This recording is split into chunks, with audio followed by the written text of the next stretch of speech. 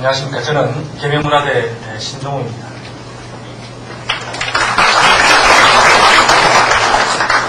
오늘 아마 각 학과마다 MT가 많아서 조금 참석이 적은 것 같습니다. 들어올 때 보니까 이 팜플렛 급종에 꽃을 하나 꼽아놨는데 참 아름답습니다. 근데 굉장히 창의적이신 분들 벌써 이 교수님들 벌써 이렇게 딱 꽃에 꽂고 계시는데 그것도 참 아름다워 보입니다. 오늘 주제 가을의 기시입니다. 여러분 감 잡히십니까? 처음 들어보시죠? 왠지 그렇지만 있어 비는 것 같지 않습니까? 시인은 평범한 단어를 새삼스럽게 치마자랑 들쳐내듯이 들쳐내는 그런 힘을 가진 분 같이 느껴집니다. 오늘 선생님께서 세 편의 시를 통해서 이 있어 비는 그런 가을의 기세에 대해서 말씀 주시겠습니다. 말씀하시기 전에 이 모임을 더욱 더 거룩하게 만들어주신 분을 소개해 올리겠습니다. 테너 하석배 교수님입니다. 이 하석배 교수님은 이번 학기에 계명음악공연예술대 교수로 오셨습니다. 이 반주는 이성원 교수님께서 해주시겠습니다. 큰 박수로.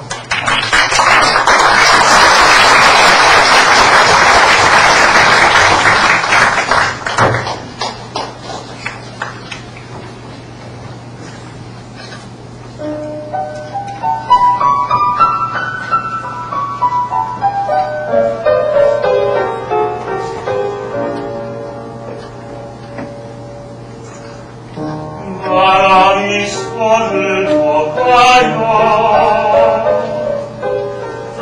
그 앞에 나섰더니 서산 머리에 하늘은 구름을 벗어났고 상큼한 조상을 타니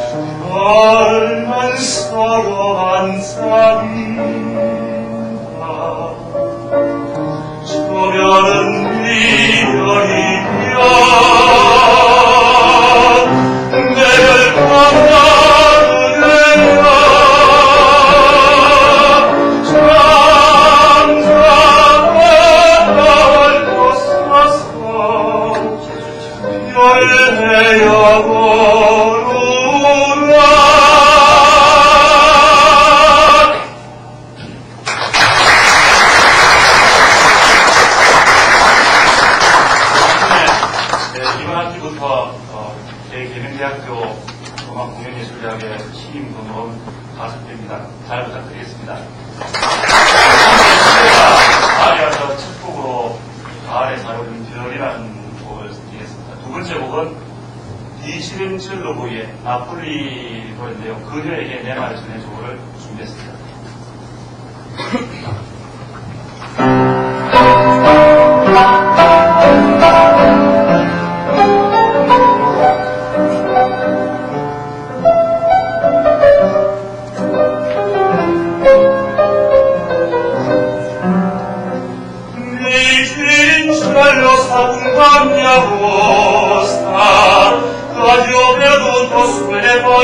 Addio,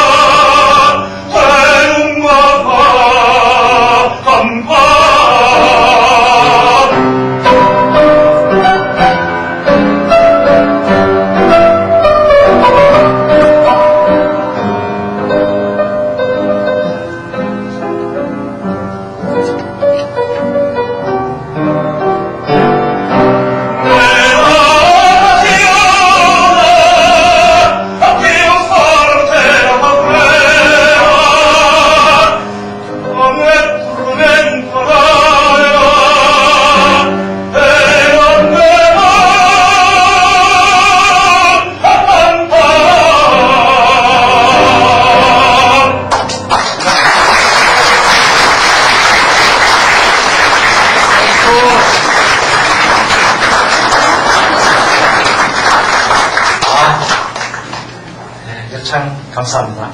이제 선생님께서 나오시겠습니다. 박수 받으십시오.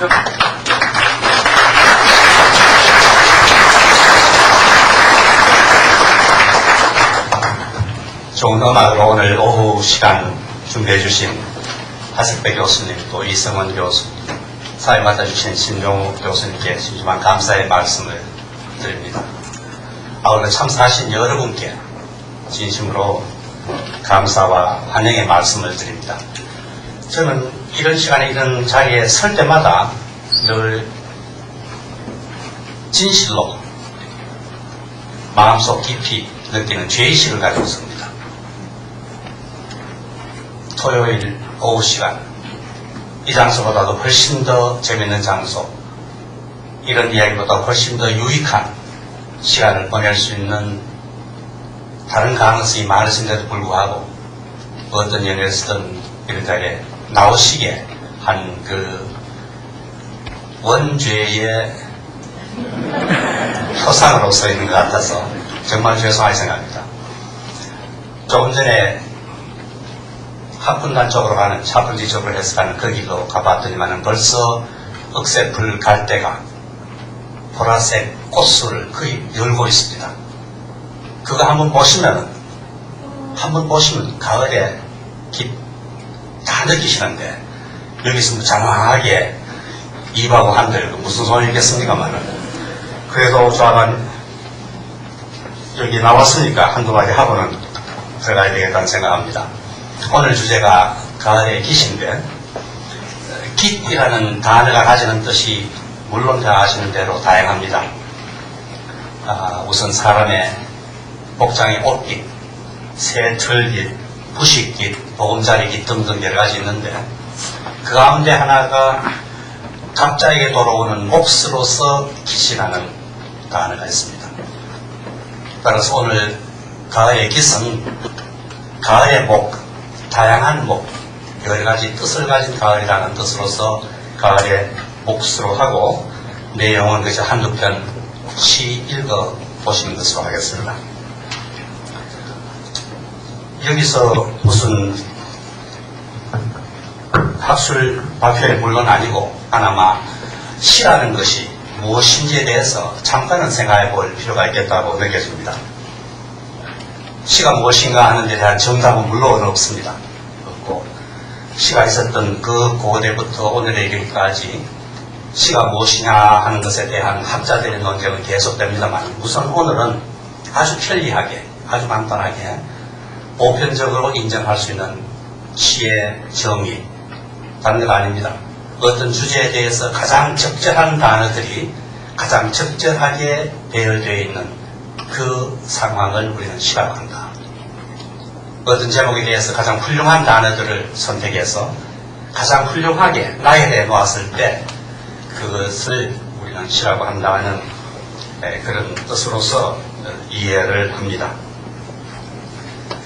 이러한 시, 이러한 단어들의 배열은 그 자체로서 어떤 정체성을 가집니다. 일단 그렇게 나열해버리면은 그것이 문장이든 구절이든 혹은 어떤 표현이든 그 정체성이 가지고 있습니다. 그 말씀은 그 정체성을 가진 그 문장에 대해서 다른 구질구질한 이해가 필요 없다는 이야기입니다. 우리가 이렇게 모여서 얘기한다고 하더라도, 시가 이러니 저러니 있던 시가 이런 뜻을 저런 뜻을 가지고 있더니 한다고 하더라도 그것은 그 시 정체성에 대한 모독이고 훼손입니다.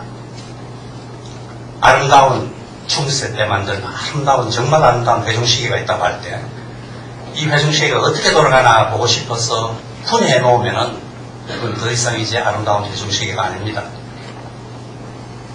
그러나 여기에 이제 우리 어려움이 있는데, 가장 적절한 단어를 가장 적절하게 배열해 놓은 그 뜻을 좀 더 깊이 파악하고 싶은데, 가지고 있는 도구라고는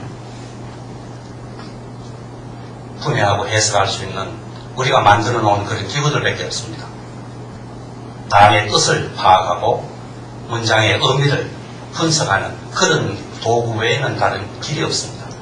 따라서 어쩔 수 없이, 피할 수 없이 특정한 시를 좀 더 의미 있게 읽기 위해서는 그런 방법을 채택하지만은 바라건대 우리 아카데미아 회원님들께서는 그렇게 다 분해해 놓은 회중 시계의 부속품들을 끝나고 나서는 다시 또 다 재융합해서 원래 모습대로 돌이켜 놓으시면은 이제 훼손이 사라지는 거겠죠. 일단 훼손 바이러스나마 훼손이 좀 줄어지는 그런 상태입니다.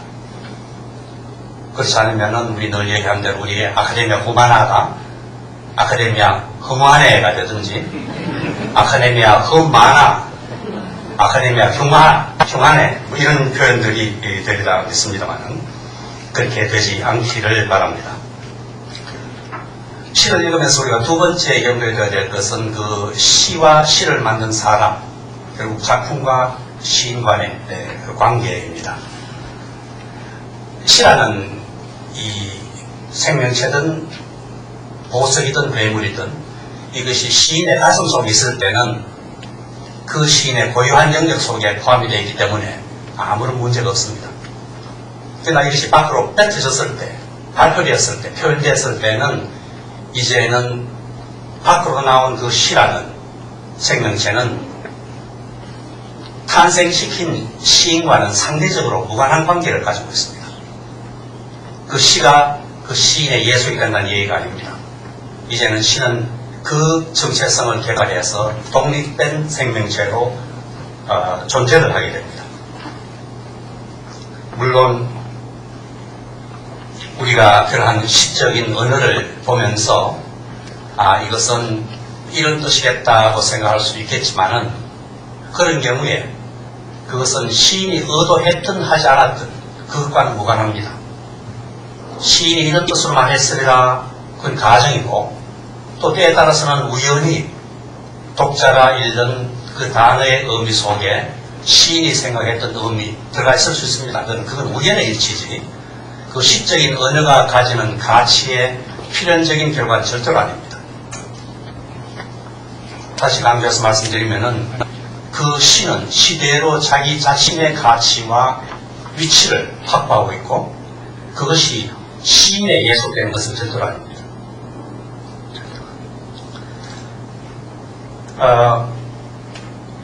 어떤 단어든 간에 그 단어를 읽는 사람 어떤 문장이든 간에 그 문장을 이해하는 사람의 마음 속에서 심상과 의미의 영역이 새로 생깁니다. 예를 들어서 유명한 구절 내 사랑은 붉디 붉은 장미꽃이 같다. 어떤 영국 시인 스카틀랜드 시인같이 그런 말을 했더라면은 그러나 그 장미에 대한 생각은 장미에 대한 용어 단어를 읽는 사람마다 다 틀릴 수 있습니다.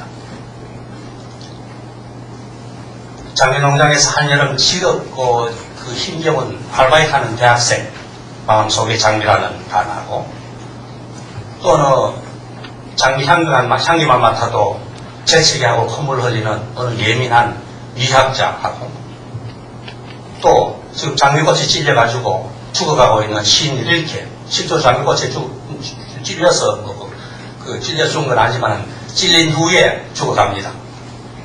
릴케가 느끼는 장미하고 이건 다 다를 겁니다.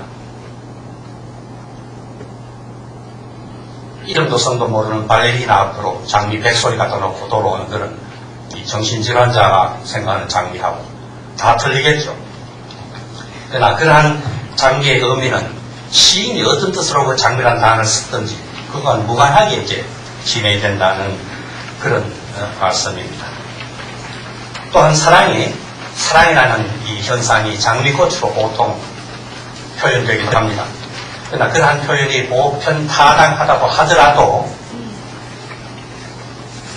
독자에 따라서는 사랑이라는 것이 정열적인 붉은 장미뿐만 아니고 순결한 흰 장미도 있을 것이고 고귀한 노란 장미, 화사한 연분홍, 희귀한 흑장미 아주 다양하게 작가의 마음속에 각인되어 있기 때문에 붉은 장미라는 그 단어가 풍기는 의미는 물론 때에 따라서 사람에 따라서 알 수 있습니다. 그러나 이제 발표된 시의 시어가 독립되어서 자주적인 가치 체계를 형성한다고 하더라도 그것은 독자가 작가의 가치 세계나 작가의 정서적인 상황을 완전히 무시하고 파손해도 된다는 이야기는 결코 아닙니다.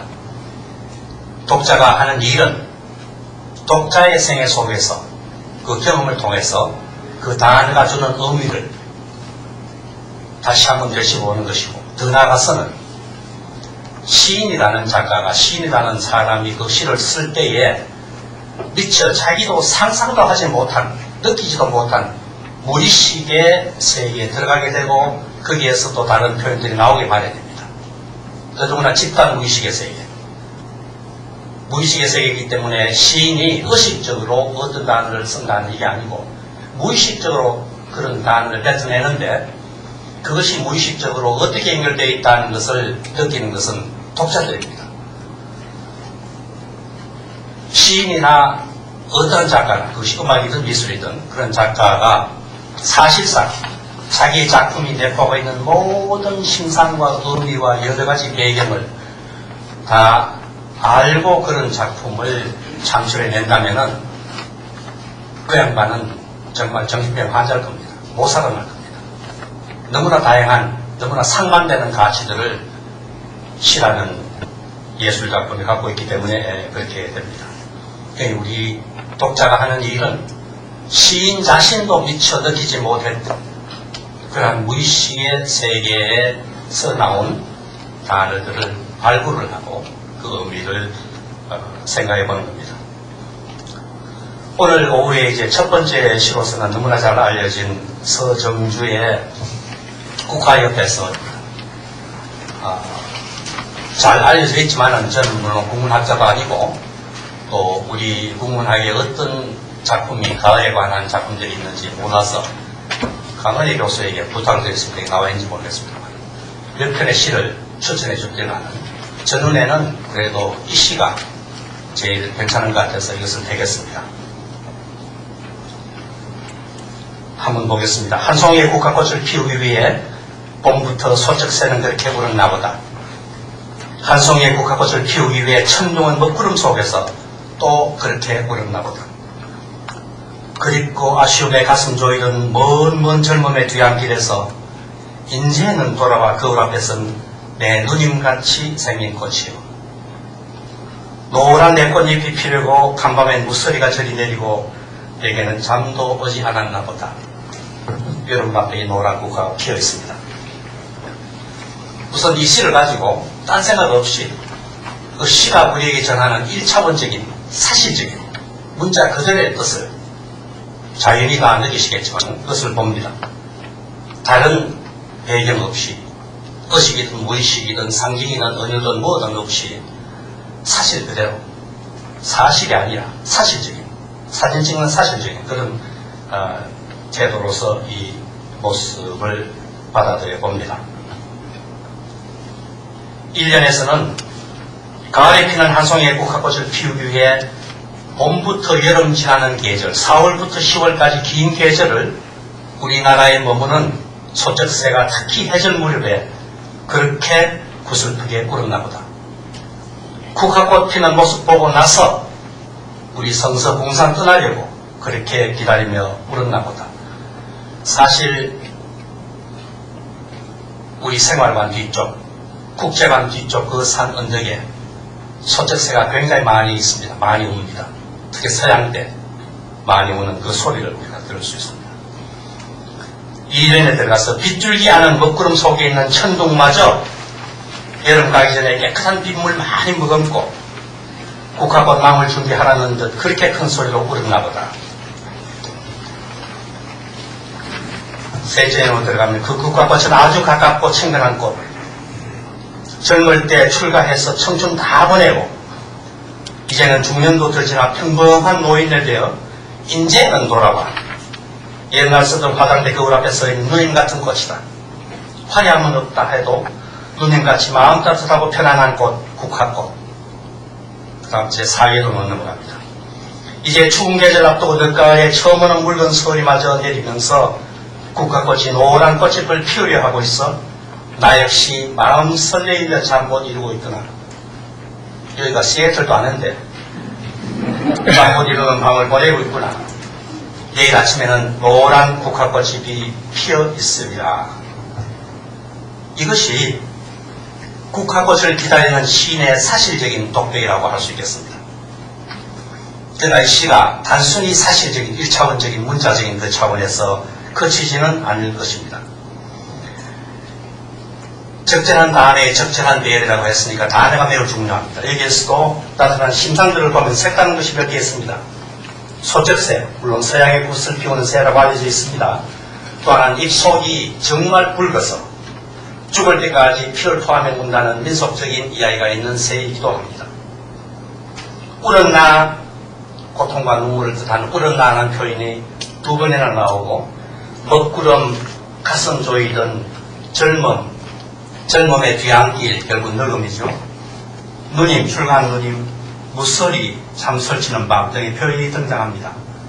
이 모든 표현들, 이 시어적인 가치들을 보면은 여기에 젊음, 늙음, 가족, 쓰레임, 순환, 서리, 먹구름 같은 것이 뜻하는 것은 격동, 천둥, 눈물, 고통, 성취, 핑콕 이런 것들이 나오고 이런 것을 전체적으로 통합하면 이 모든 것을 다 소화할 수 있는 하나의 포괄적인 가치가 대두됩니다.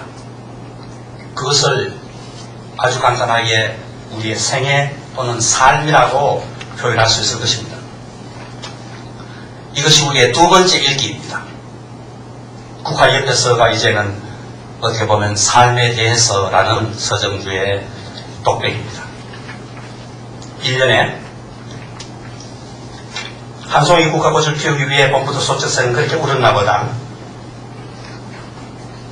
생애적인, 삶적인 차원에서 보면 하나의 완성된 삶을 곧 피우기 위해서 생애 첫 계절 봄부터 생애 마지막 계절 겨울 전까지 우는 소쩍새가 그렇게 울었나 보다. 삶이라는 것은 태어나는 순간부터 그 길이 때에 따라서는 피를 토하는 고통과 고민을 동반한다는 사실을 알려주기 위해 죽을 때까지 피를 토하며 우는 소쩍새가 우리 인간들에게 울면서 경고하고 위로해 주었나 보다. 이은혜 한 송이의 국화꽃을 피우기 위해 천둥은 먹구름 속에서 또 그렇게 울었나 보다. 이것 역시 한 송이의 아름답고 온전한 삶을 이루기 위해서 때로는 먹구름이 온 세상을 다 덮고 희망의 빗줄기라고는 흔적조차 없는 절망의 계절을 지나기도 하고 때로는 천둥이 울부짖는 듯한 내면 세계의 분노도 체험해야 한다고 지극히 자연스러운 자연현상까지 우리 가련한 인간들을 위해 울면서 경고하고 격려해 주었나 보다. 3년의 그립고 아쉬움에 가슴 조이던 먼 젊음의 뒤안길에서 이제는 돌아와 거울 앞에선 내 누님같이 생긴 꽃이요. 우리가 이루어나가는 삶은 끝없는 아쉬움과 가슴 조임의 연속이고 청춘의 꿈과 아름다움에서 시작하였으나 멀고 먼 시간의 뒤안길 생의 그늘에서 오로지 가족, 남편과 자식만을 위해 자신을 죽이면서 살다가 어느 날 갑자기 늙은이 되어서 이제는 자기 자신으로 돌아와 거울 속에 비친 주름살과 반백발을 통해 옛 시절 잃어버린 시간, 상실한 기회, 지나친 인연, 떠나버린 사람들을 되돌아보는 어머니 누님을 닮는 것이 우리의 삶이여라. 마지막에 노란 내꽃이 피려고 간밤에 무서리가 저리 내리고 내게는 잠도 오지 않았나 보다. 그렇다고 하더라도 우리 삶에 그런 고통과 인내를 요구한다고 하더라도 지금 늦가을 무서리가 내리는 계절이지만은 모든 것을 동결시키는 겨울의 계절이 오기 전에 우리는 우리 생애의 꽃잎을 피울 수 있는 준비가 되어 있고 시간도 있어 마음 설레이며 밤 지새우고 있구나. 그러나 지금은 삶을 꽃피울 희망 속에서 밤을 지새우고 있지만 또한 계절이 지나면서 무서리 붉은 서리가 갠 서리가 되고 오지 않는 잠이 길고 긴 겨울잠으로 변하면서 노란 국화의 꽃잎은 흰 서리 맞아 흰 국화꽃잎으로 변하리라. 이것이 국화를 생에 비유해서 읽어본 그러한 시각입니다. 물론 이것도 전부 다 아닐 겁니다. 여러 가지 의미가 있겠지만은 읽으면서 또 다른 여기에 구상이 있었구나 하는 것을 느끼는 이유가 여기 여러 종류의 생명체가 등장합니다. 국화가는 식물, 소쩍새 같은 조류동물, 내 누님 같은 영장류 생명체입니다. 그 다음은 물론 생명이 없는 물질의 등장입니다. 먹구름, 길, 헐, 겨울, 거울, 서리 이런 물질의 등장이고, 그 다음 또 다른 시각에서 느낄 수 있는 것은 시간의 흐름입니다. 여기에 생명체가 물질이 있고 또 그것을 엮는 시간의 흐름, 소쩍새우는 봄이 있고 먹구름 여름이 있고 무설이 가을이 있는 대다류의 계절적 시간의 흐름이 여기에 나타나 있습니다. 마지막으로 느낄 수 있는 것은 공간의 형성입니다. 옆, 먹구름 속, 뒤, 안, 길, 거울 앞 등으로 표현되는 시각화되는 공간의 생성입니다. 이 시국화연대서에서는 시간과 공간과 생명체와 물질이 공존하고 있고 또 이 네 가지 존재 단위 형태가 상호작용하면서 시의 모습과 내용을 엮어나가고 있다고 하겠습니다. 이것이 우리의 세 번째 읽기입니다. 세 번째 시각입니다. 여기에 생명체가 있고 물질이 있고 시간과 공간이 있는 우리가 대우주적인 자연우주적인 현상의 시각이라고 할 수 있겠습니다. 사실 우리의 자연우주는 시간과 공간 물질로 구성되어 있고 그 물질은 또 생명체와 단순 물체로 구성되어 있다고 할 수 있는데 이것이 우리 시의 구성체입니다. 대자연의 생명은 이 네 가지 요소에 의해서 진화하고 변모합니다. 우리 시에서도 같은 요소들이 시의 생명을 만들어 나가고 있습니다. 국화에 관한 시가 이제는 자연 우주적인 생태계에 관한 시가 됩니다. 이런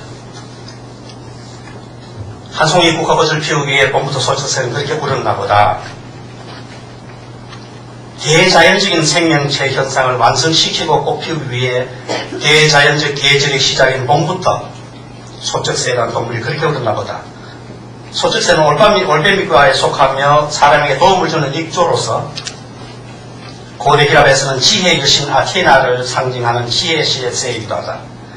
지혜의 새 익조 소쩍새가 대자연적 우주적 생명체가 태어나고 소생하는 첫 시간, 봄의 계절에 생명체 완성을 위해 부르는 노래가 울음이라는 것은 완성을 지향하는 생명체의 진로가 고난의 여정이라는 것을 알리는 고전 지혜서의 한 구절 같음을 알려주고 있는 것이 아닌가.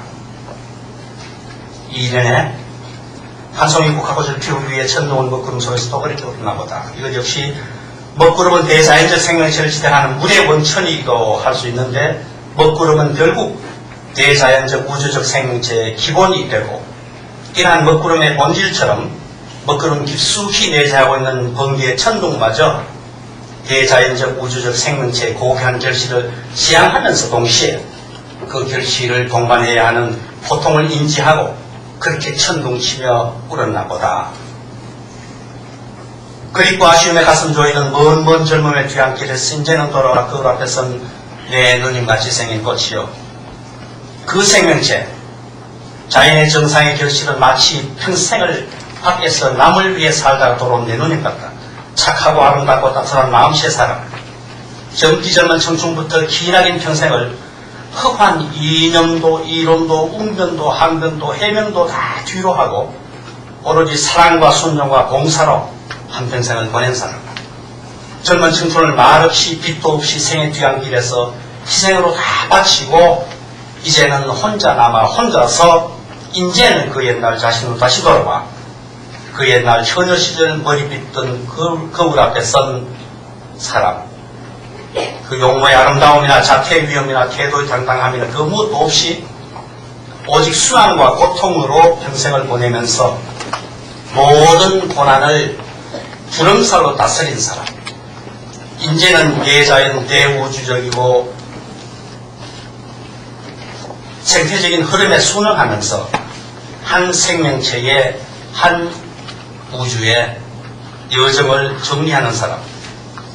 모든 것을 다 내면화시키고 초월하는 오남이 남아있는 모습을 담는 것이 대자연적 우주적 생명체의 순리적인 철로 역적이어라. 그것이 국화꽃이어라. 마지막 노란 내꽃잎이 피르고 간밤에 무서리가 저리 내리고 내게는 잠도 오지 않았나 보다. 이제 가을 절실의 계절을 맞아 대자연의 우주의 웅장한 생명체도 절정에 이르는 완성을 앞두고 있으며 늦가을 첫소리 무소리마저 내리구나. 웅장한 생명체의 고귀한 결실은 노란색 꽃이 피어라. 더 화려하고 매력적인 더 빛나는 색깔이 있음에도 불구하고 노란 색깔, 노란 국화로 표시되는 것은 대자연적 생명체의 고귀함을 나타내고자 함일 것이다. 노랑은 특히 고대 문화권에서는 황금을 뜻하는 색깔로 수메리아, 이집트 문화권에서부터 중국에 이르기까지 특별한 색깔로 이해했으며 고대 중국에서는 황제, 누르방자 임금, 황포 임금, 옐로우 엠퍼러를 백성에게 문자, 음악, 곡물지혜배 등을 가르친 중국의 시조라고 생각을 했고 임금에 대한 명칭도 진시황대, 황제라고 임금황 쓰기 시작한 전에는 누르방자 황제로 계속해서 표시했습니다.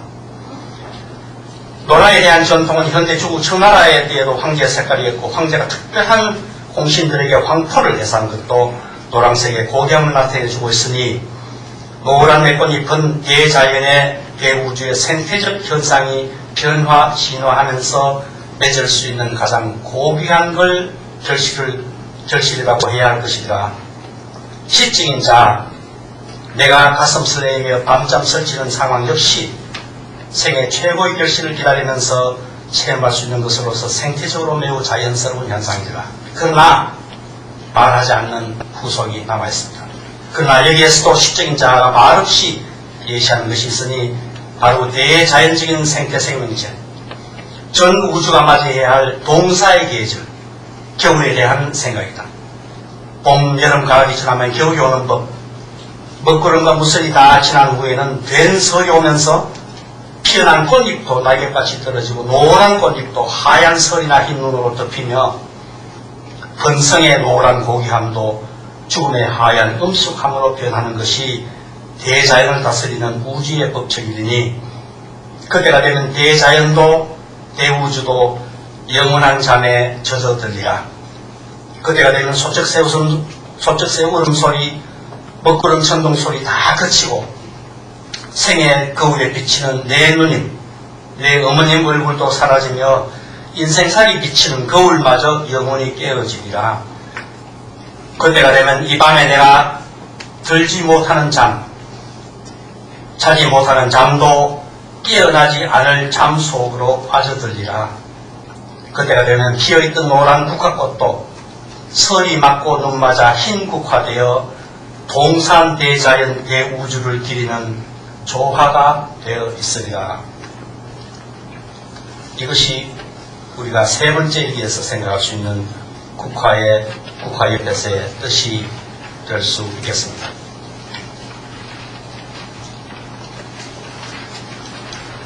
쓸데없이 말을 많이 한다는 그런 생각이 드는데 릴케가 한 말 중에 이런 것이 있습니다. 모든 언어가 침묵할 때 음악이 생긴다. 이제 뭐 침묵하니까 우리 하 교수님한테 다시 한 곡 더 부탁드립니다.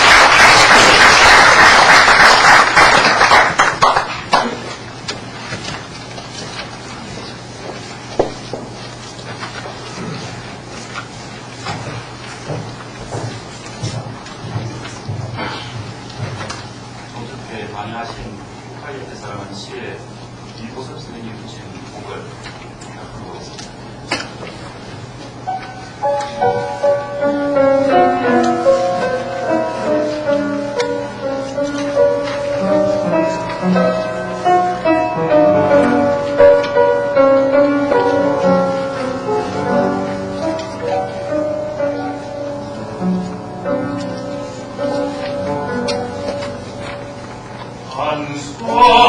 한송이 국화꽃은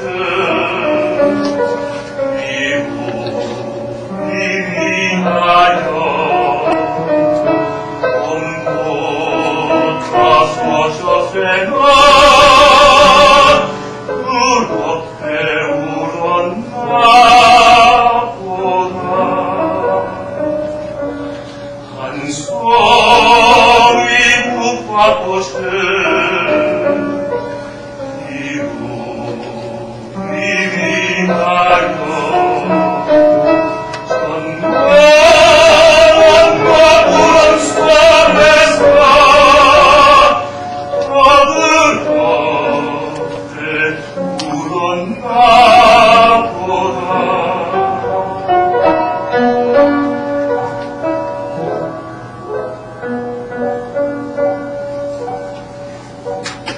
그리고 아쉬움에 가슴 서리파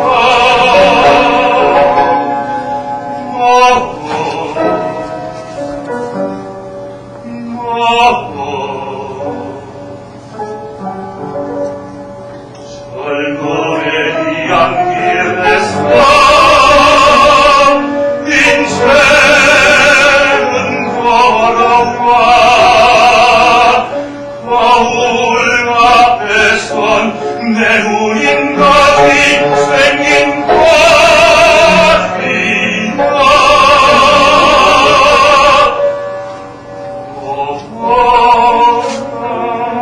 내 꽃잎이 피려고 한밤엔 무사히가 저리 내리가 내 때는 잠이 오지 않았나 보다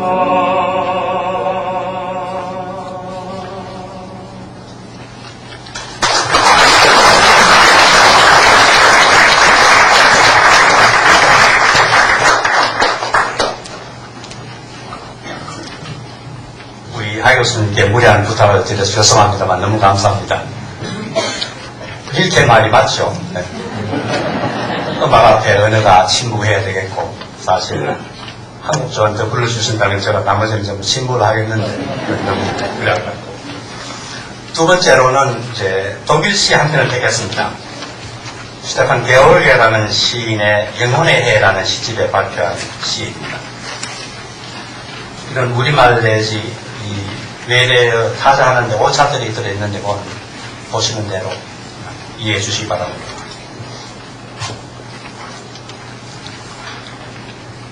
우리말로 번역한 것을 한번 읽어보겠습니다. 홍박 읽어주실래요?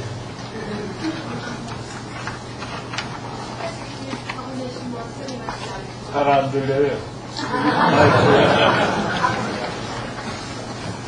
마이크 통해서 들으면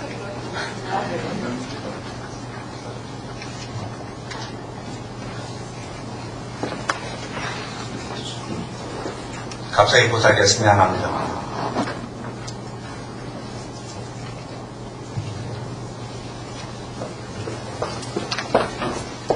회색빛 화분에 심어 설이 맞지 않도록 창가에다 두고 정성스레 키운 꽃송이 내 보살핌도 모르는 듯 마음 어둡게 하며 서서히 죽어가는 양 고개 숙이네. 전에 화려하게 꽃피운 정황의 기억을 내 마음에서 말끔히 지워버리려 날카로운 무기를 골라 병든 마음에 창백한 꽃을 잘라버리네. 선반만 남겨주는 그 꽃이 무슨 소용이 있으랴.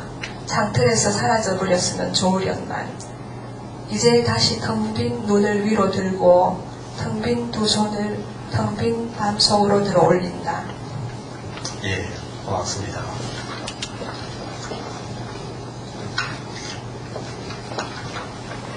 구체적인 제목이 없는 이 시를 먼저 들으신 대로 문자적으로 다시 읽어봅니다.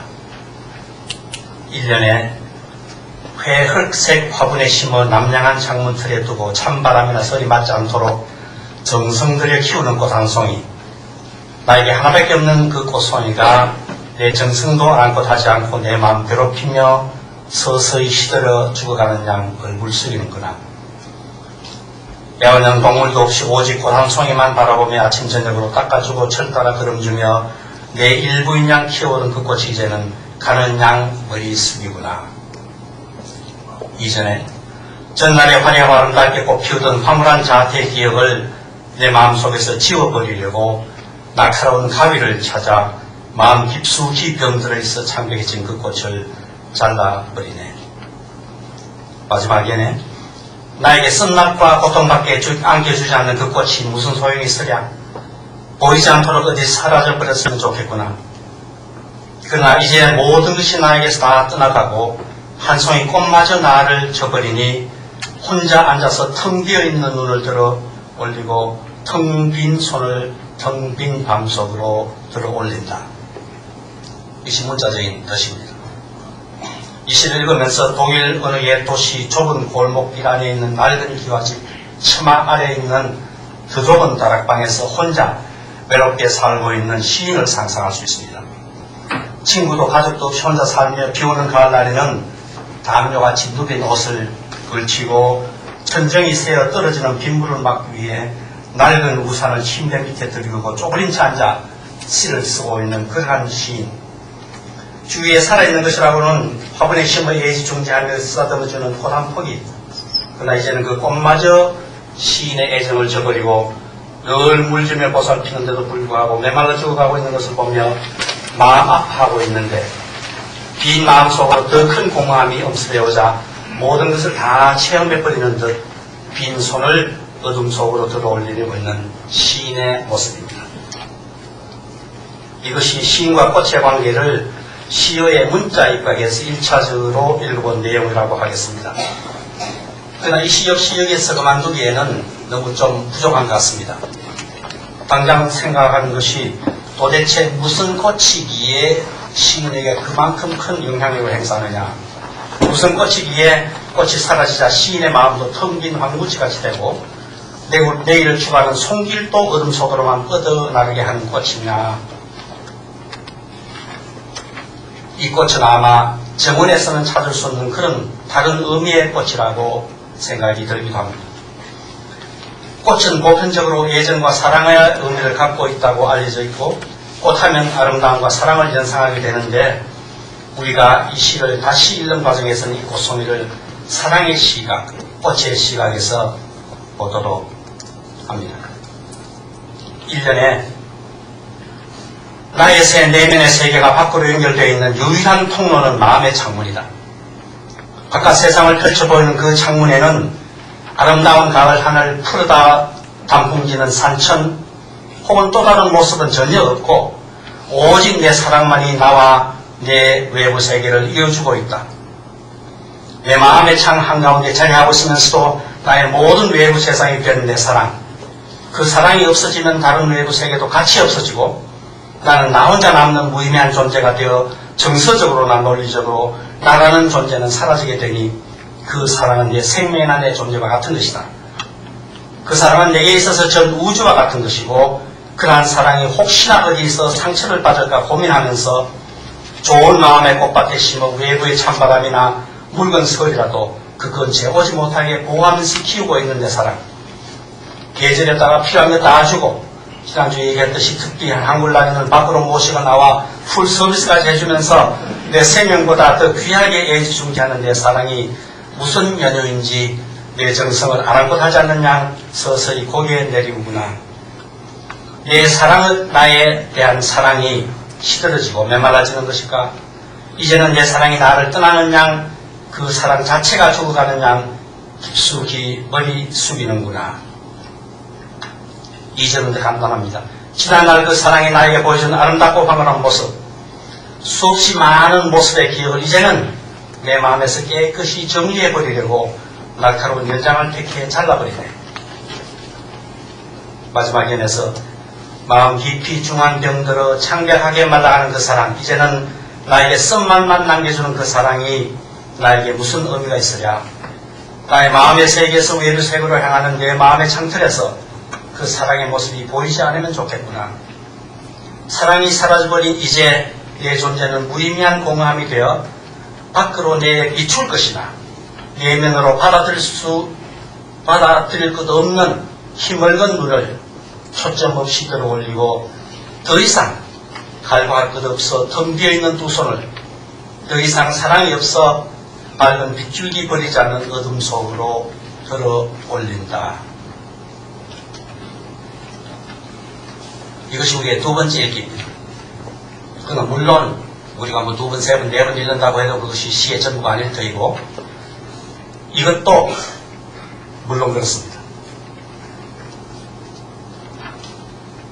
우리가 이 시에 대해서 다른 무슨 뜻을 가지고 있을 텐데 하는 그런 생각, 그런 불만족을 어떻게 부분적으로 해소할 수 있을까 생각해 보면은 역시 다시 시의 기본 구성인 단어로 돌아갑니다.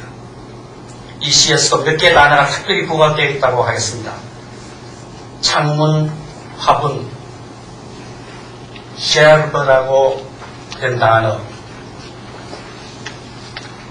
정황이라고 번역한 단어, 무기 등의 단어들입니다.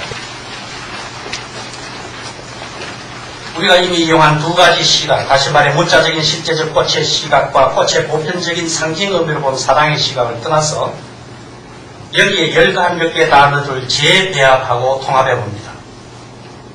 창문, 길그릇, 화분, 사회적 정황, 무기 등의 단어들을 먼저 조명해 보면은 창문은 집이고 거주고, 길그릇은 불이고 도자기고 예술이고, 정황은 사회, 경제, 공동생활이고, 무기는 정치, 전쟁, 이런 것들의 연장된 의미가 부각됩니다. 이것을 다시 다 통합하고 모든 것을 다 내포할 수 있는 하나의 틀을 찾는다면 그것은 인류 문화나 혹은 인류 역사라고 할 수 있을 겁니다. 사실 19세기, 20세기 전환기에 살았던 이 시인은 인류 문화에 대해서 깊은 관심과 그의 시대가 보여준 문화의 발전 양상에 대해서 매우 비판적이고 비관적인 태도를 보였습니다. 산업혁명의 행로가 극치에 달하기 시작했던 1900년 전환 시대 독일은 극적심한 빈부의 격차뿐만 아니고 물질 문명의 고질적인 병폐로서 사회 전반적인 퇴폐 경향, 사회 척도가 되는 가시체계의 전도 및 붕괴 등으로 인해 정신문화의 몰락을 체험했던 시절이었습니다. 게오르게라는 이 시인은 새로운 세기에 새로운 문화를 건설하기 위해서 하나의 모형으로 숭고한 고대 문화와 건장한 중세 문화의 융합을 추구합니다. 자기가 숭고했다고 생각했던 고대 히랍 문화, 로마 문화와 건장했다고 생각했던 중세 게르만 문화를 같이 합해서 새로운 문화를 시도하지만은 그러나 그러한 노력은 소수의 심리적인 활동으로 끝나버립니다. 끝나버리고 그 전 세계 붕괴를 뜻하는 2차 대전이 시작되는 것을 우리는 알고 있습니다.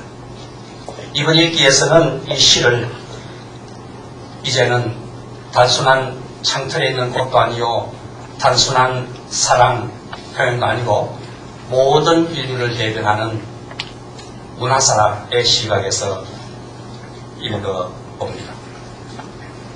1년에 선사시대의 회색 흙으로 빚어 만든 토기그릇, 그것이 인류 문화의 시작이고 그 시작의 상황 속에서 한 폭의 화초가 심겨져 심상으로 심겨져 문화로 성장하고 꽃피었구나.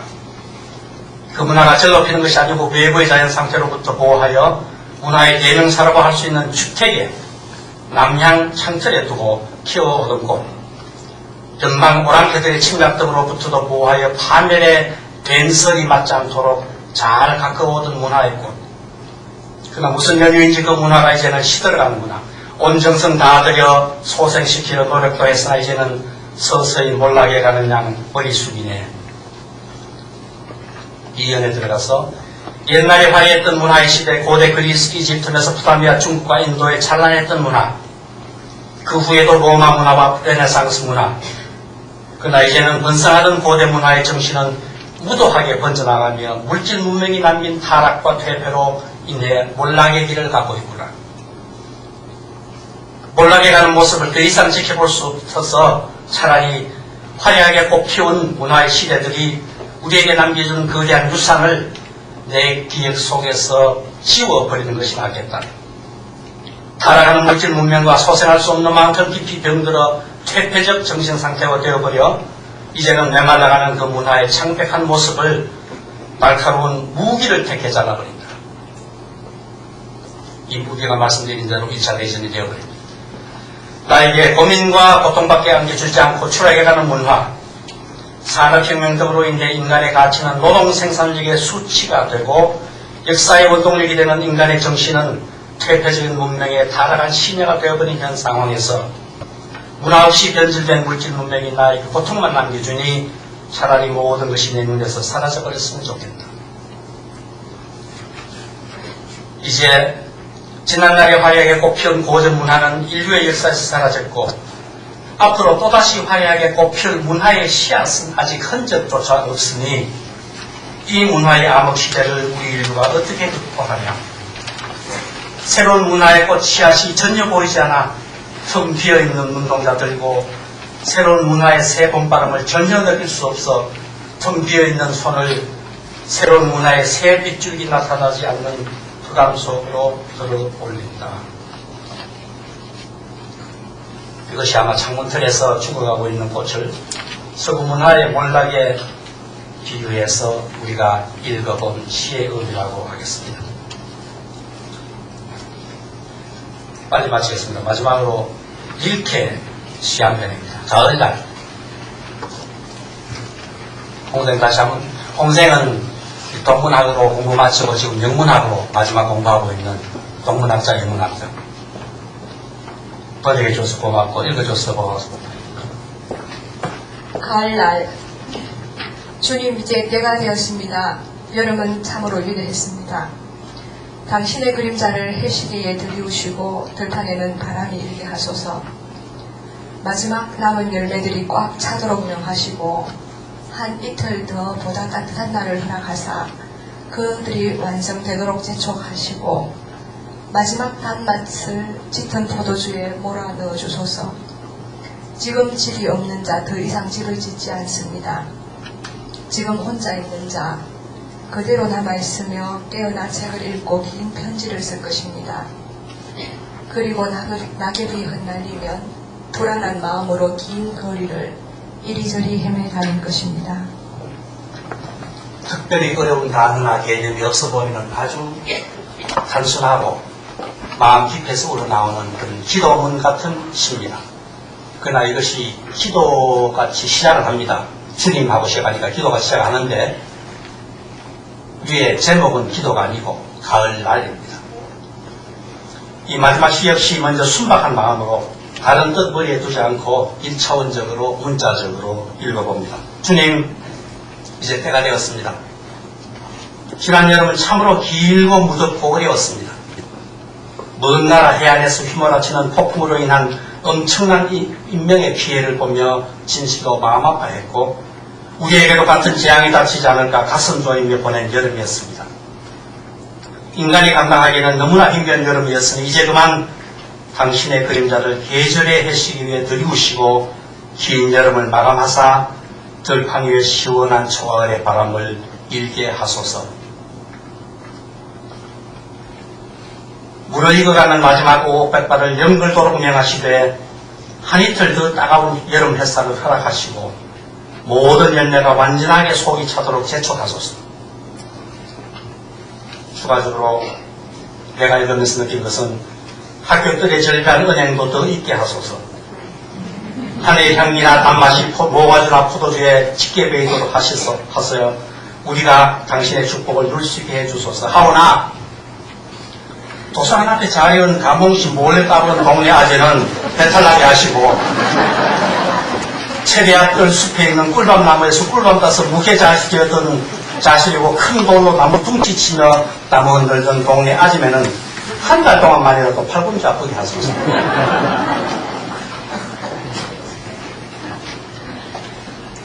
마지막에는 전에 시인이 자신이 하는 이야기입니다. 나 일케가 파리에 혼자 가난한 시인으로 살고 있을 때 집 없이 이곳저곳 다니던 때가 생각납니다.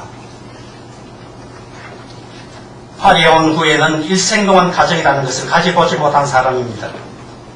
특히 추워지기 시작하는 계절에 찬바람 불 때 하루의 일과가 끝나면 돌아갈 수 있는 육신의 안식처, 마음의 고향인 집이 없는 신생은 체량하기 그지없다는 것을 직접 체험했기 때문에 잘 압니다. 돌아갈 곳이 없는 자는 이제 더 이상 집을 짓지 못할 것이며 하루 이틀 빚은 처마 및 다락방에서 추운 밤 반지 세우고 아침에 일어나 할 것 없고 갈 것 없어 이런저런 글 읽다가 멀리 있는 친구에게 장황한 편지나 쓰게 될 것입니다. 늦가을 계절 늦은 시간이 되어 떨어지는 낙엽이 휘날릴 때면 혼자 외로이 텅 빈 거리를 방황하게 될 것입니다. 주님, 그들의 쓰림을 보살펴 주옵소서. 이것은 실제로 일태가 파리에서 느꼈던 그대로입니다. 이것이 1차원적으로 읽은 가을날입니다. 어떻게 보면 슬프게 아름다운 기도이기도 합니다. 그러나 이것 역시 전부가 아닐 것이고 무슨 제목, 이 가을이라는 계절에 국한된 것이 아니고 가을날이라고 하는 좀 더 구체적이고 그러나 동시에 좀 더 추상적인 표현을 이용합니다. 이율 배반적인 표현이지만은 좀 더 추상적이면서 좀 더 구체적이에요. 그 말씀은 가을날이 가을보다는 더 구체적일 겁니다. 그러나 동시에 가을날이라는 용어는 가을이 갖지 않는 새로운 추상적인 가치를 내포하고 있습니다. 결실의 날이다, 평가의 날이다, 최후의 날이다, 심판의 날이다. 이런 것을 가을날을 잇고 있습니다. 사실 시 속에 등장하는 다른 표현들도 궁극적인 상황, 종말, 최후의 심판 등을 연상케 하고 있습니다. 때가 되었다, 시간이 다하였다. 바람, 심판의 바람, 꽉 차서 익은 열매, 떨어질 열매, 평가받을 열매. 한 이틀 좀 뜨거운 날, 제3일은 부활의 날, 재림의 날, 심판의 날. 완성은 완료, 종결, 종말. 두 번이나 반복되는 마지막, 즉 최후의 최종의. 또 주님으로 시작하는 이 시에서의 집이 나오는 것은 시편 23편에 나오는 주님의 집.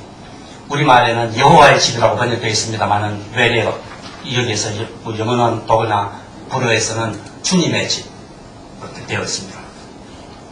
The house of the Lord, the house as heaven 이렇게 나와 있습니다. 이러한 것들이 우리로 하여금 단순한 가을날이 아니고 어떤 궁극적인 의미를 부여해준다고 느낄 수 있습니다. 한평생을 하나님과 씨름하다, 이건 표현이 좀 잘못되었습니다. 하나님과 씨름하는 것이 아니고 하나님의 사자와 천사와 씨름하는 것이 더 정확한 표현입니다. 씨름하다 간 시인 릴케, 이기에 이제는 가을날을 궁극적인 시각에서 읽어봅니다. 사실 릴케는 근한 80여 년 전에 지금 시작하는 10월 초 실제로 정원에서 장미꽃 가시에 찔려서 그것이 환호에 되고 출혈성 백혈병으로 그해 겨울 거의 마지막 때는 29일 날 돌아갑니다. 죽습니다. 주님, 이제 때가 되었습니다. 궁극적인 시각입니다. 시간을 마감하고 거두어드릴 때가 되었나이다. 우리에게 주신 생명과 성장과 번영의 시간인 여름, 인간 존재의 활동의 계절, 우리의 생애라고 할 수 있는 여름철이 참으로 거대했나이다. 우리의 생애, 여름철은 우리로 하여금 진초록 번성의 희망찬 환희에서부터 대자연적 폭풍 후 재앙의 파괴적인 전망에까지 이르는 모든 상태를 다 체험하게 만든 진실로 위대한 생명 계절이었나이다. 주님, 이제는 모든 걸 끝내고 마치라는 당신의 손길의 뜻을 우주의 해시계 위에 들이우시고 이 천지 넓은 대지 위에 당신의 숨결 생명의 바람을 내려주소서. 그 대지 위에 이미 창조되어 생명을 가지고 빛을 지향하며 빛을 받아 이루어온 열매를 다 차도록 명하소서. 그러나 태양이 지고 시간이 끝나기 전에 당신의 온화하고 인내하는 사랑의 시간을 조금만 더 능가하게 주사 제3일 부활의 날, 심판의 날을 준비하게 하소서. 이틀만 더 주소서. 각자가 받은 영혼의 열매가 사랑의 시간이 종결되어 완성되게 하시고 최종의 생명가치가 되는 마지막 향기와 단맛을 우리 생애의 결실인 짙은 포도주 속으로 모아주소서. 이 가을 추수의 계절, 인생 결산의 계절, 영혼 심판의 계절에 당신을 영접할 수 있는 집이 없는 자, 영혼이 안식할 수 있는 집이 없는 자는 이제 시간이 다 끝났기에 지금 새로이 시집을 지을 수 없나이다. 당신을 맞이할 마음의 저택이 없는 자는 이제 홀로 있을 것이며 오랫동안 아마 영원히 그러하리다.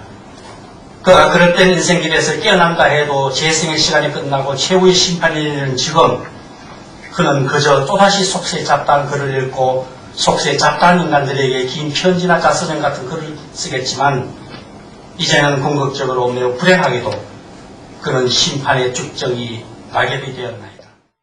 종말에 임해서 우리가 궁극적으로 읽을 수 있는 가을날의 뜻이라 생각되어집니다. 좀 더 일찍이 마치려고 했는데 너무 길게 끌어서 죄송합니다만 이것으로서 저의 이야기는 마치도록 하겠습니다. 다시 한번 언어는 침묵해야 되고 음악이 시작해야 된다는 것을 절감하게 해주신 하 교수님, 이성훈 교수님께 감사드리겠습니다.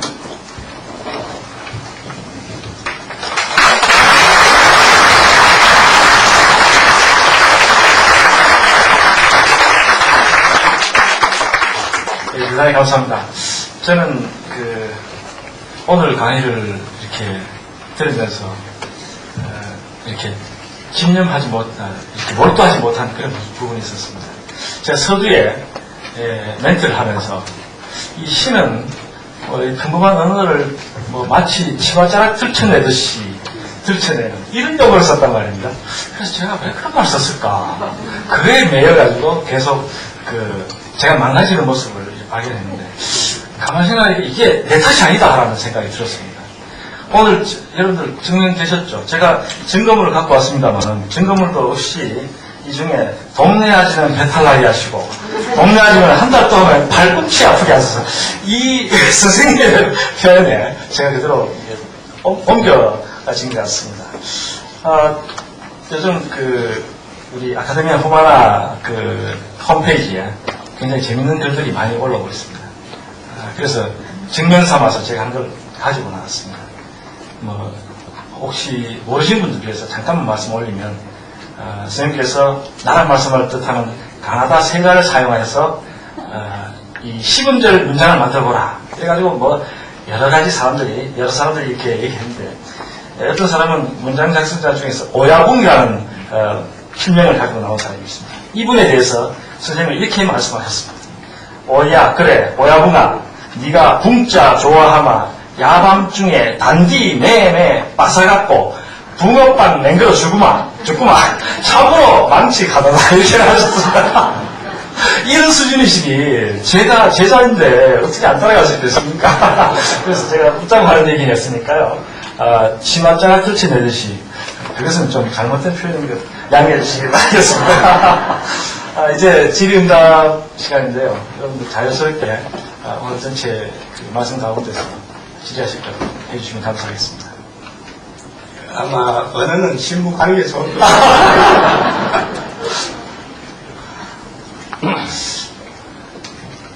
하지만 또 너무 조용하면 선생님에 대한 예의가 아닌 것 같아서 한두 분 좀 이렇게 말씀해 주시면 되게 감사하겠는데요.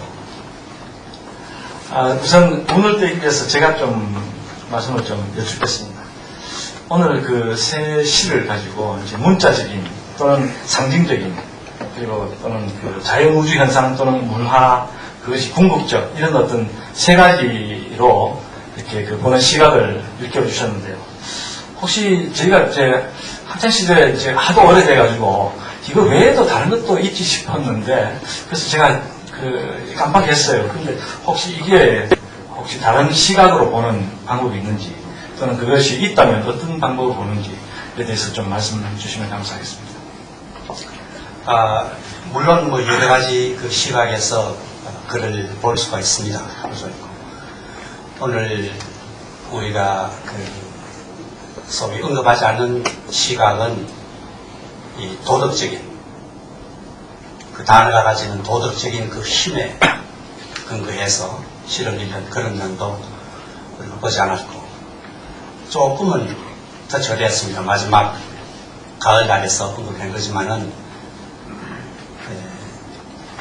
어떤 초상적인 배경이 완전히 깔려있는 상태, 예를 들어서 기독교 깔려있는 상태에서는 거기에서 우리가 추출해내는 심상들을 알레고리라고 부릅니다. 그런 것 없이 보편적으로 우리가 낼 수 있는 것을 상징이라고 하는데, 여기에서 이제 상징적인 뜻으로 공부되어 있고, 마지막 끝부분에 가서는 그런 알레고리컬한 그 풍류적인 그런 시각에서 공부되어 있습니다.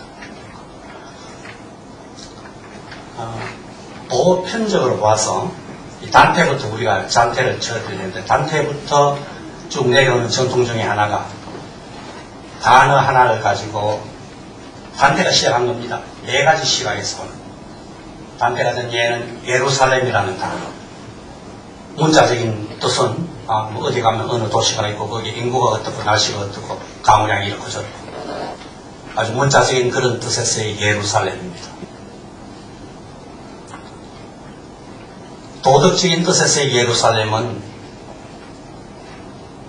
썩지 않는 영혼, 썩지 않는 영혼.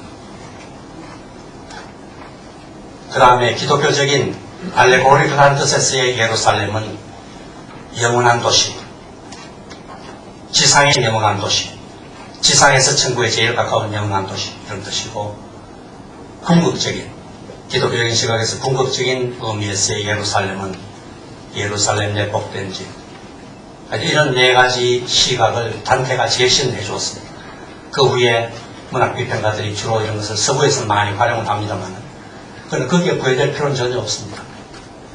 우리의 국가국 같은 경우에는 그런 서구 배경 전혀 없는 오히려 중국적인, 동양적인 그런 요소들 많이 있기 때문에 결국은 내릴 수 있는 결론은 보시는 독자가 자기의 생애를 거치면서 축적한 그 경험, 그 지혜, 그 시각에서 시인의 단어들을 시인과는 상대적으로 무관하게 별도의 가치를 부여해주는 이런 행위가 시를 바로 보는 것이 아니겠나 그런 생각이 듭니다.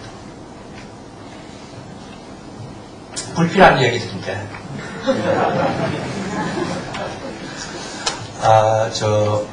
조금 전에 사회자께서 언급하신 것 중에 하나가 홈페이지에 한글 사랑하는 그런 뜻에서 한글을 뜻하는 가나다를 가지고 한글의 달 10월을 의미하는 10음절 문장을 만들어라. 가나다만 가지고. 그런데 11분의 답이 있었습니다. 문장들이 아주 재밌고 다양한 문장들이 있었는데, 여기에서 홈페이지에서 공부한 대로 여기에서 아마 포상이랄지 시상이랄지 해야 될 것 같아요. 문장들을 보니까 저 판단으로는 장원에 속하는 문장은 없어 보이고요. 그저 잘 봐주면 차상, 엄격해보면 차하이하로 떨어지는 그런 문장들인데, 그럼에도 불구하고 차상의 2편을 순수히 저의 개인적인 시각에서 뽑았습니다. 그 작성하신 분들의 필명인지 가명인지 모르지만은 한 분은 허생원이라는 사람이고, 허생원이 제출한 문장은 나가다가 다 나가가 가나? 나시 그 친구가 다 나가서 이제 가나 정말 가나? 그런 뜻이겠죠. 그러나 뒤에 질문은 나가다가 다시마 가는 길이지 또 어디 간단 말이고, 그 다음엔 토박이라는 필명의 문장이 다 가다가 가가 나가다, 다 가다가 가시가 옆으로 빠지다 이 말이겠죠. 다 가가지고 그자가 핫바지에 뭐 새듯이 야불떼기로 샜나? 그러나 여기에 보면은 2문장 다 가짜를 6번 사용했습니다. 여러 음절에 6음절이 가짜. 이것은 양쪽 다 해라 이러는데, 가라는 가나다 3개인데, 가라는 소수가 나다 혼자서 6개 했으니까 나머지 4을 가지고 2개가 나누니 소수가 5에 대한 폭행. 또 여름절인데 여수dom질 다 했으니까 여수dom질이 나머지 사음절에 대한 폭행, 다수가 소수에 대한 폭행, 이런 언어적인 그 논리를 해보면은 결국은 장은보다는 차상이 낫겠다고 하고, 지금 얘기한 대로 보상하겠습니다. 허생원 누군지 모르겠습니다. 허생원이 누구? 아, 우리 허생원 선생.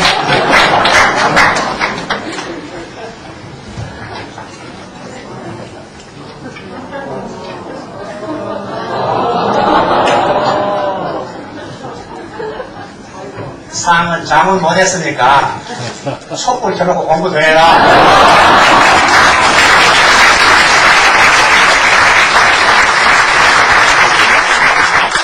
촛불의 근거에는 우리 그릇 이족을 했습니다. 촛대 이게 더 위에 멋있네. 문화에 뿌리를 두면서 공부 더 해라 이런 말.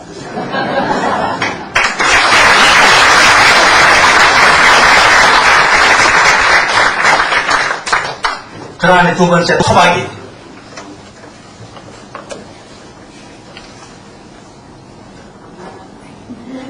이것은 오늘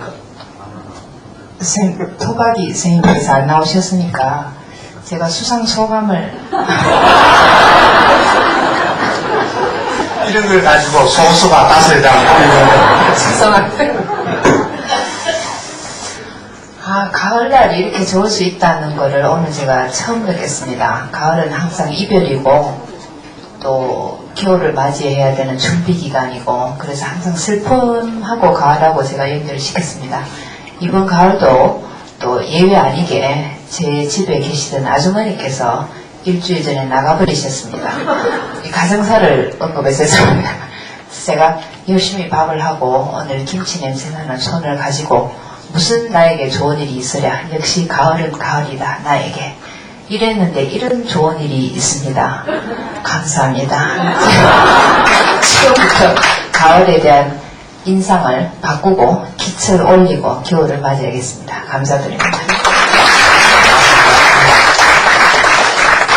토박이 오늘 안 나왔습니까? 오늘 갑자기 그 경을 한 게 아니고 홈페이지에 오늘 소위 포상을 하겠다 하고 이틀 전에 선정된 그 결과까지 다 발표했기 때문에 오늘 안 나왔으면은 다음은 이제 기회에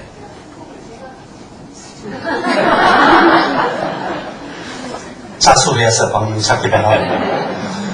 그러나 가져온 것을 뭐 다시 가져간다는 것도 좀 이상하고 해서 11편의 문장 작성자 가운데 이런 문제가 발생하지 않도록 하기 위해서 유일하게 실명을 언급하는 사람이 있습니다.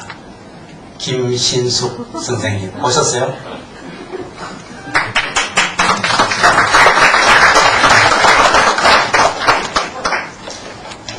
다른 분들은 다 필명이겠죠. 가명 사용하셨는데 우리 김신숙 선생님만 실명으로 문장을 내셨기 때문에 역시 같은 그겁니다. 공부서 84는 죄송합니다. 역시 또 이제 촛대가 되는 우리 그릇.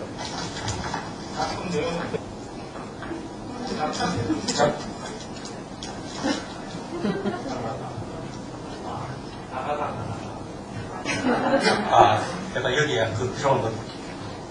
자, 그럼 발표해 주시다. 이거 제가 읽었는데 나가다 다 나가다 컨닝할 때 많이 했던 얘기랍니다.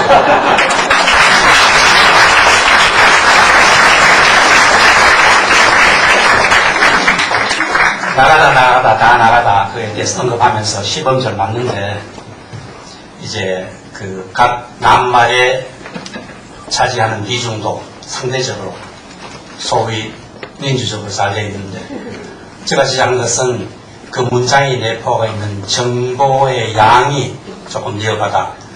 나가다. 구체적으로 거기에 가스방이 있었나? 누가 나갔는데? 그런 정보 함유 양이 조금 니어가다는 그런 뜻으로 오늘 역시 또 이제 차상급의 상을 드렸습니다. 네. 1990년에 환경과에만 강의를 해주고 그때는 이런 제안이 없어서 300명이 저한테 왔어요. 그래서 그 채점하는 게 굉장히 문제가 있어가지고 10개는 객관식이고 5개는 주관식으로 해서 50점, 50점으로 내가 채점을 했습니다. 그런데 그 일을 채점하기가 어려워서 그 답이 가나다라 중에 택하기로 했는데 나가라 다 나가라 그게 전부 다 90년대 제가 환경과 인간 채점하기가 굉장히 그렇죠. 나가라 300명이라도 뭐 나가라 다 나가라 그렇게 해서 했고 그 다음엔 또 뭐 가라 다 가라 뭐 이런 바꿔야 되는데 오늘 그게 뭐 차사인지 뭐 차 안에까지 제가 그 용어는 1990년에 환경과 인간 모범 답안입니다.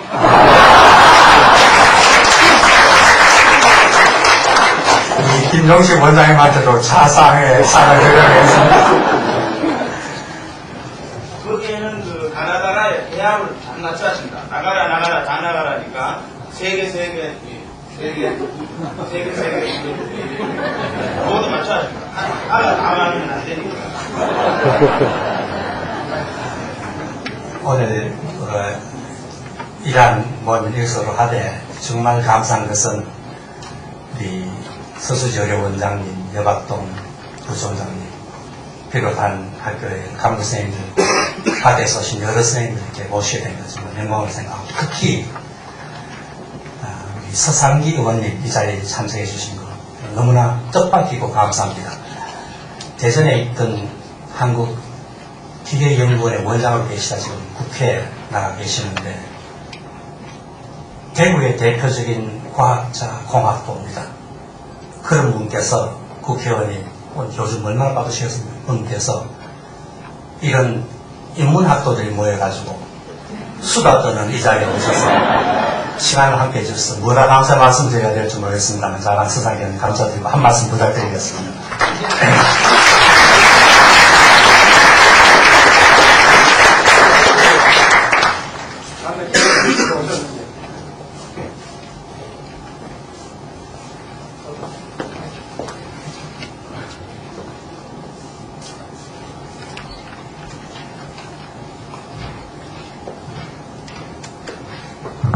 네, 방금 소개받은 서상기입니다. 다시 한번 인사드리겠습니다. 누가 그런 표현을 합니다. 그 조영필이 노래한 다음에 노래 시키는 거랑 마찬가지라고 총장님 말씀하신 다음에 무슨 말을 해야 본전 차겠습니까? 정말 이렇게 아카데미아 후마나 회원님 여러분 뵙게 돼서 정말 반갑고 영광스럽게 생각합니다. 사실 저는 우연히 이 모임이 있다는 걸 알게 되고 오게 됐습니다. 처음에 카페에 오니까 여러분들하고 이렇게 인사를 드리고 또 명함도 드리고 그때까지는 참 좋았습니다. 물반 고기반 참 잘됐다 오늘 잘 왔구나 했는데 여기 돌아가지고 음악이 나오고 또 총장님의 그야말로 인품이 그대로 묻어나오는 향기로운 강연이 시작되고 또 동서양을 넘나드는 또 해박한 지식의 우리 창을 열기 시작했을 때 저는 정말 잘못 왔구나. 고개를 한 송이에 고개를 팍 숙였는데 제 모습은 한 송이에 할미꽃처럼 생겼습니다. 정말 좀 더 가까운 분이 계셨으면 옆에다 대고 니 정말 알아들었나 이런 말 하고 싶은데 차마 묻지도 못하고 끝까지 잘 들었습니다.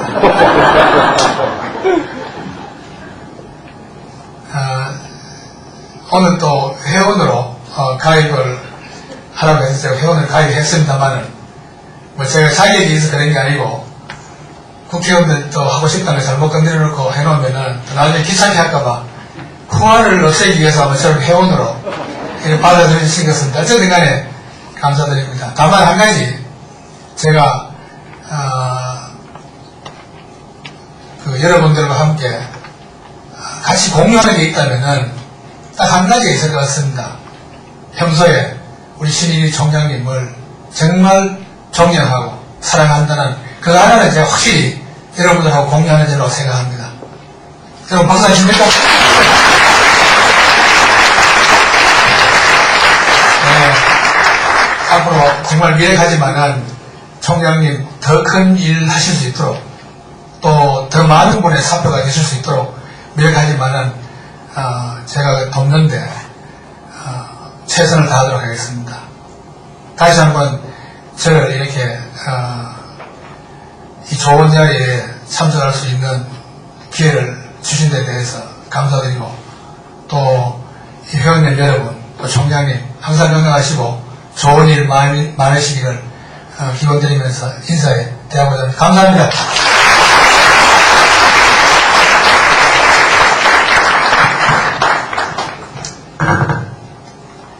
조용필 나훈아 노래 다 부르고 나서 제가 나왔습니다. 간단한 광고 몇 가지 드리겠습니다. 오늘 새로 보인 얼굴들이 좀 있으신 것 같은데 잊어버리지 마시고 나가실 때 이메일 주소 좀 남겨주시면 저희들이 모임 있을 때마다 연락드리도록 하겠습니다. 한번 제가 광고했는 게 조금 변경이 돼서 여러분 혼동이 있으셨을 것 같은데 조금 좋습니다. 11월 5일 11월 첫 번째 토요일입니다. 여러분들 들어오실 때 받으셨으리라 생각합니다만 이 초록색 이 광고지가 있습니다. 1월 달에 저희들이 앙코르바트 시리와 함께 떠나는 앙코르바트 스터디 투어 이 제목을 이렇게 잡았습니다. 예약이 필요하고 상세한 내용들은 홈페이지에 잘 올라져 있습니다. 여러분들 체크해 보시고 가능하다면 시간을 같이 내서 같이 떠나실 수 있으면 좋겠습니다. 특별히 문화대학의 전무부 학장님께서 초청을 하는 모임입니다. 아까 우리 허생면 선생님 잠깐 이야기했듯이 요즘 이제 날이 짧아져가지고 이 지하실이 이 시간 되니까 좀 어둡습니다. 총장님께서 상당히 휴식을 가지고 계시는 것 같은데 어떻습니까 여러분들? 지금 비록 이 시간 이용해서 저희 학군단 뒤에 있는 갈대밭 구경 못했지만 이만하면 본전 차지 않으셨습니까? 네. 그럼 박수로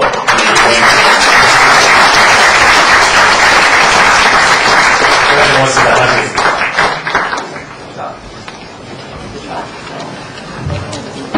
여러분들 이것이 뭐지?